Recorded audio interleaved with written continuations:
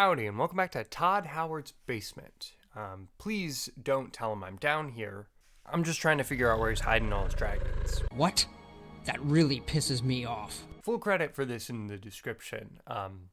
Also, I'm sick. Skyrim. Bethesda's golden child in the 5th installment in the Elder Scrolls series. You'd be hard-pressed to find a game on more platforms than this. Dude, fucking Alexa has Skyrim. I mean, it sucks, but like it's there. Plus, they've released like 4 different editions and a bunch of DLCs. It's gotten a bit of love from the developers over the years. That being said, it's not the best game ever. I wouldn't even consider it to be the best Bethesda game. But for some reason, this is the one I keep coming back to. I've noticed this for a while, but it's really only hit me on my newest save. Why is Skyrim so replayable? That question is subjective, and I'm sure some of the people who played it for the first time back in like 2012 haven't picked it up since then, but I know some people who have played through the game at least 10 times, and I don't know that many people. So with the question fresh on my mind, confirmation that this isn't a unique occurrence, and a new character ready to go, I think it's time I finally answer the question. Why is Skyrim so replayable? Shit, I think I already said that. Now, you might have come into this video thinking, that's easy, it's because it's fun. And you'd be right. Kinda. The game is fun, aside from all the glitches, the really boring main quest, the slow start, and the lack of real decision-making that's found in most RPGs. The game is fun, right? I'm kidding. The game has flaws, but I know the difference between a game I like and a game I don't like. And most of those problems can be solved by mods anyway, so.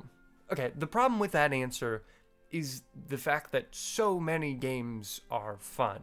In fact, I'd say that Skyrim probably wouldn't even cross my mind if somebody asked me what the most fun game I've ever played is. But it's such a specific craving to have. You know, I don't want to play Hollow Knight or Hades this often, and I had a much more enjoyable time with those. So it can't just be that.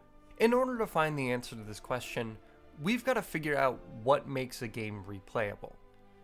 Wikipedia defines replay value. No, I've looked for more than just that, alright? Replay value is obviously the subjective idea of what goes into a game that makes you want to come back. And that comes from multiple different factors, way too many to list off right here. Personally, for me, I've boiled it down to a couple of main points. Exploration and discovery, customization, branching paths, and the way you actually play the game. First up, exploration and discovery. I think if any point goes to Skyrim, it would be this one. Every time I play through this game, I find something new. And sometimes, the stuff I've already gone through feels pretty fresh. Now, to be fair, mods really help with that, but still. I think a good replayable game should have you finding new stuff every time you boot it up. I actually think that a really replayable game can't have the best exploration in it. Because if it did, I personally would just find everything on the first run through, like I did with Metroid Dread.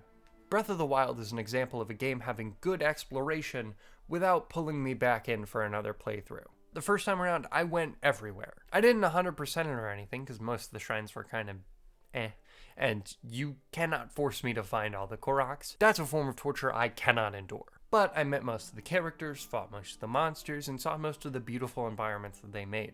It was filling, if that makes sense. Skyrim isn't that, and that's okay. The fun I get from the game is starting it up and spawning somewhere new, because alternate start mods are great, and getting out and doing quests, buying or building a house, and trying to build up this new character. I'm not super focused on going everywhere on the map, because it never feels like my number one goal. I think Minecraft is in its own weirdly perfect place when it comes to exploration. You'll most likely never need to stop exploring in Minecraft, but it always takes the back seat. I never find myself thinking, I'm gonna go explore this set of chunks to their fullest, hoping to find something neat. I always do it to find something very specific, which for other exploration-based games, I don't really do. Unless I play with mods, but, you know. Skyrim is very similar. If I want more weapons, more gold, more experience, I'll just go exploring. So I guess that's an overall point for the question, but it's not like the whole picture, you know? Maybe it's in the customization? At the start of Skyrim, you can design a character using sliders, which isn't a unique thing, but having the ability to make a character is always good for replayability. I mean, sure, I end up going with another Argonian every time. Listen, I played an orc once and I nearly drowned multiple times because I was so used to not having to deal with it. I'm stuck in my ways, what can I say? But it's nice to have the option. You can also decorate your house and get married. What other customization is in this game?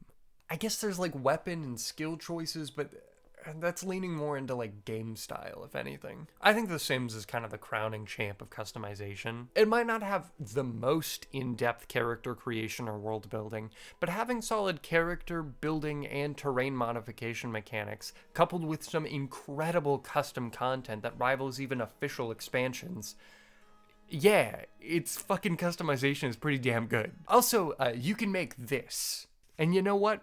I think that's pretty neat. Skyrim doesn't have that much customization going for it, but it does have something.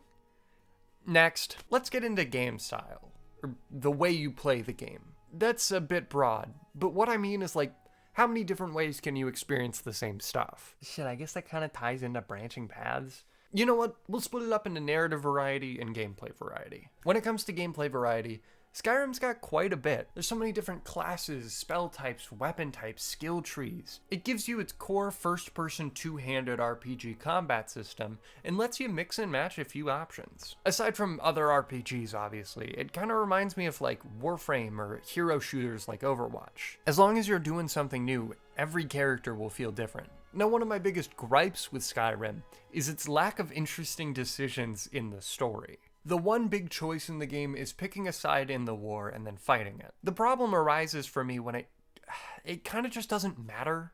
A lot of the meat of the Civil War was cut from the game, so it's pretty barren. And after you successfully help one of the sides, it doesn't really feel like anything's changed. Games like The Witcher 3 or Mass Effect seem to do branching stories much better. I haven't played them yet though, so like, I don't yell at me if I got it wrong, grain of salt or whatever. I'm just going based off of what other people have said. Also, don't spoil them in the comments, please. I want to play them. However, the freedom to do whatever you want in whatever order you want is pretty nice. But I still feel like something's missing. I mean, sure, the points probably add up for most people, but something for me just isn't clicking yet. What could it be? God, think.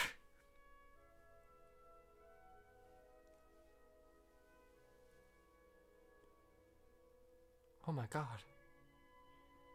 It was right under my nose the whole time. This can be solved by mods. Play with mods. Custom content. Mods really help with that. Alternate start mods are great. So the thing that keeps me coming back to this game is the giant community that makes it less like the original game. Now that checks out. Did this video even have a point? I think I just wanted to talk about Skyrim. Sorry.